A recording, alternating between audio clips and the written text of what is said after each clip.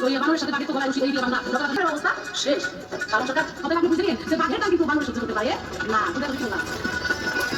তারপরে দয়াল নবী ডাকিলেন হাতে নবী, তুমি বাঁচাও শঙ্কর মা তোমার।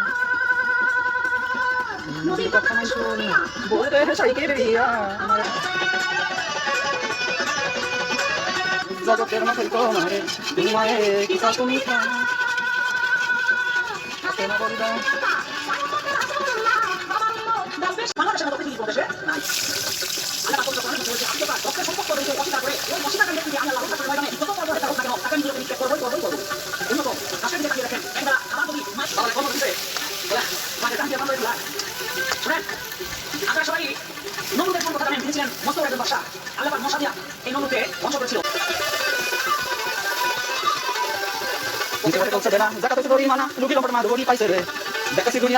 আমি একটু কঠিন কথা বলেছেন।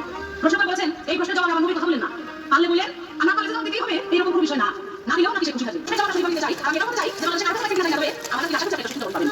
আল্লাহ আশা রাখে উনি এক ব্যক্তিকে শোক করবেন। উনি বলেছেন পৃথিবী আমাকে তুমি দিয়েছিলেন সেই দিনটা আশা করে শোক করবেন। সেই দিনটা কি দিয়েছিলেন? কি দিয়েছিলেন? আমার সিম্পল আমি খাবার দিয়েন তার মধ্যে ওনার প্রাণকে মহব্বতে খাবার দিয়েন আবু বকর সিদ্দিক। এই আবু বকর সিদ্দিক আমার সাথে বলেছিলেন আবু বকর তুমি সামনে চলতে তাহলে বলতে চলতে আবু বকর বলেন হুজুর আপনি একটা দান দেন আমার সম্পদ থেকে আমি সামনে চলতে রাসূল পাক দিলেন আবু বকর সিদ্দিক দান করলেন। রাসূল পাক শুনলেন আবু বকর তুমি দান করলে তোমার কাছে কি আছে সেই ব্যবস্থা আমি নাই সেটা আমি আমার কাছে কিছুই আমরা বলতে সামনে বলতে পারলাম না। সেই দানটা যদিও খুব আকারে ছোট ছিল কিন্তু দানটা ছিল সেই দান করছে। এতে আমার একটা শিক্ষা বিভিন্ন বিভাগ ছিল করে কিন্তু সবকিছু করে না কিন্তু আবু বকর সিদ্দিক সবকিছু আছে। সেটা আমরা আবু বকর সিদ্দিক বললাম তার হাসির দিন আমি আবু বকর সিদ্দিক অবশ্যই করব। আপনারা প্রশ্ন দেওয়া শেষ আমরা কত করে আমরা বুঝতে পারলাম না প্রশ্ন করব আমি বলবেন বাংলাদেশে কেমন থাকে ঠিক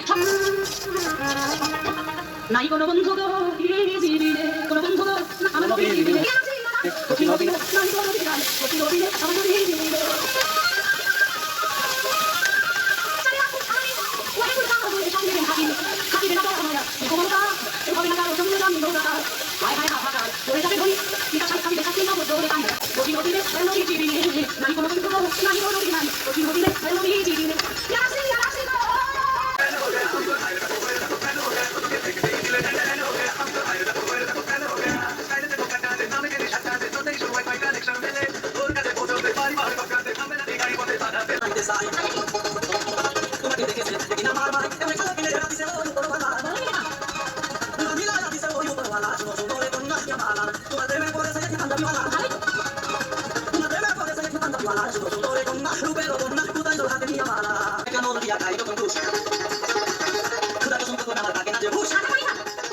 দাঁড়াও দাঁড়াও মোহাম্মদ তোমার নয়ন ভরে তোমায় দেখব।